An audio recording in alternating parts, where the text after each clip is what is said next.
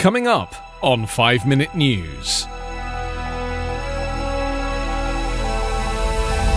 Biden takes the helm, appeals for unity to take on crises. Kamala Harris becomes the first woman to be vice president. And Biden targets Trump policies on climate, virus, and immigration.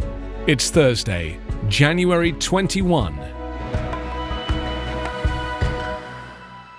I'm Anthony Davis.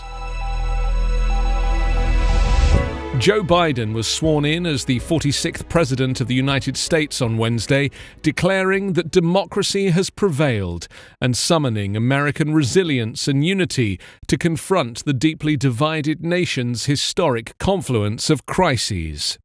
Denouncing a national uncivil war, Biden took the oath at the U.S. Capitol that had been battered by an insurrectionist siege just 2 weeks earlier.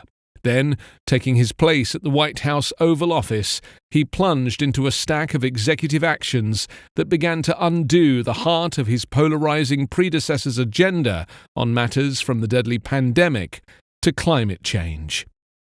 At the Capitol, with the American tradition of peaceful transfers of power never appearing more fragile, the quadrennial ceremony unfolded within a circle of security forces evocative of a war zone and devoid of crowds because of the coronavirus pandemic. Instead, Biden gazed out on a cold Washington morning dotted with snow flurries to see over 200,000 American flags planted on the National Mall to symbolize those who could not attend in person.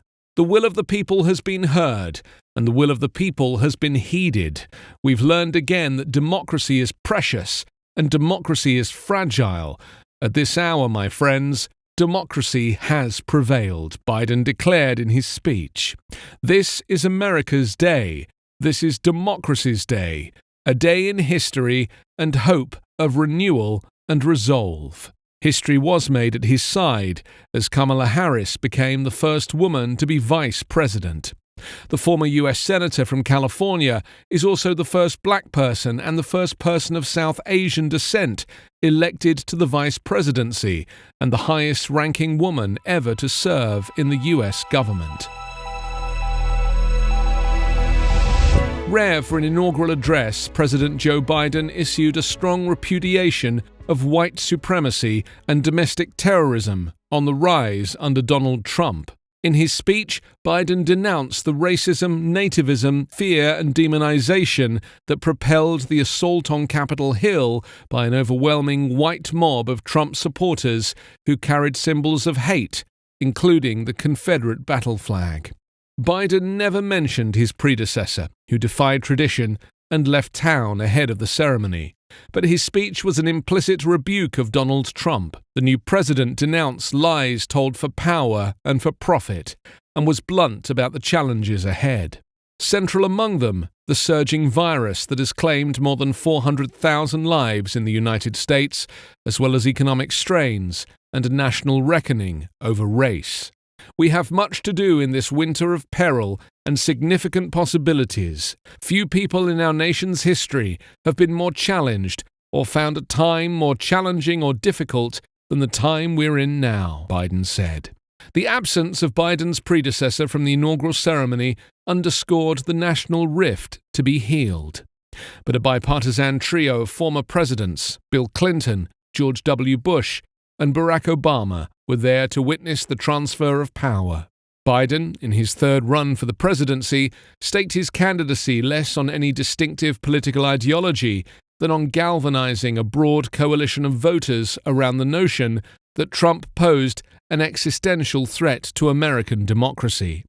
4 years after Trump's American Carnage speech painted a dark portrait of national decay, Biden warned that the fabric of the nation's democracy was tearing, but could be repaired. Swearing the oath with his hand on a 5-inch thick Bible that has been in his family for 128 years, Biden came to office with a well of empathy and resolve, born by personal tragedy as well as a depth of experience forged from more than 4 decades in Washington. At age 78, he is the oldest president inaugurated. The day began with a reach across the political aisle after 4 years of bitter partisan battles under Trump. At Biden's invitation, congressional leaders from both parties bowed their heads in prayer in the socially distanced service a few blocks from the White House. Biden was sworn in by Chief Justice John Roberts, Harris by Justice Sonia Sotomayor, the first Latina member of the Supreme Court. In the evening, in lieu of the traditional balls that welcome a new president to Washington, Biden took part in a televised concert that also marked the return of A-list celebrities to the White House orbit after they largely eschewed Trump. Trump was the first president in more than a century to skip the inauguration of his successor. After a brief farewell celebration at nearby Joint Base Andrews, he boarded Air Force One for the final time as president and left for the Republican stronghold of Florida. Trump did adhere to one tradition and left a personal note for Biden in the Oval Office. Biden would only tell reporters that Trump wrote a very generous letter. Trump's second impeachment trial could start as early as this week, a trial that will test the ability of the Senate, now coming under Democratic control, to balance impeachment proceedings with confirmation hearings and votes on Biden's cabinet choices. The White House, desolate in Trump's waning days, sprang back to life on Wednesday afternoon, with Biden staffers moving in and new COVID-19 safety measures, like plastic shields on desks, installed. President Joe Biden is moving swiftly to dismantle Donald Trump's legacy on his first day in office, signing a series of executive actions that reverse course on immigration, climate change, racial equity, and the handling of the coronavirus pandemic. The new president signed the orders just hours after taking the oath of office at the Capitol, pivoting quickly from his pared-down inauguration ceremony to enacting his agenda. With the stroke of a pen, Biden ordered a halt to the construction of Trump's US-Mexico border wall, ended the ban on travel from some Muslim-majority countries, declared his intent to rejoin the Paris Climate Accord and the World Health Organization, and revoke the approval of the Keystone XL oil pipeline. The 15 executive actions amount to an attempt to rewind the last 4 years of federal policies with striking speed.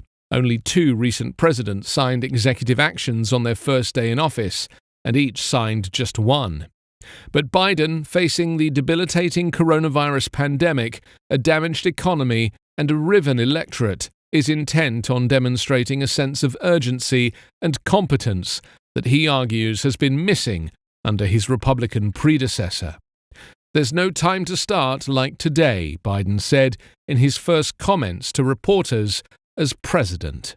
Biden's blitz of executive actions went beyond the pandemic. He targeted Trump's environmental record, calling for a review of all regulations and executive actions that are deemed damaging to the environment or public health. Another order instructed federal agencies to prioritize racial equity and review policies that reinforce systemic racism. Biden also revoked a Trump order that sought to exclude non-citizens from the census and ordered federal employees to take an ethics pledge that commits them to upholding the independence of the Justice Department. He also revoked the just-issued report of Trump's 1776 commission that promotes patriotic education. Those moves and others will be followed by dozens more in the next 10 days, as Biden looks to redirect the country without having to go through a Senate that Democrats control by the narrowest margin, and will soon turn to Trump's impeachment trial.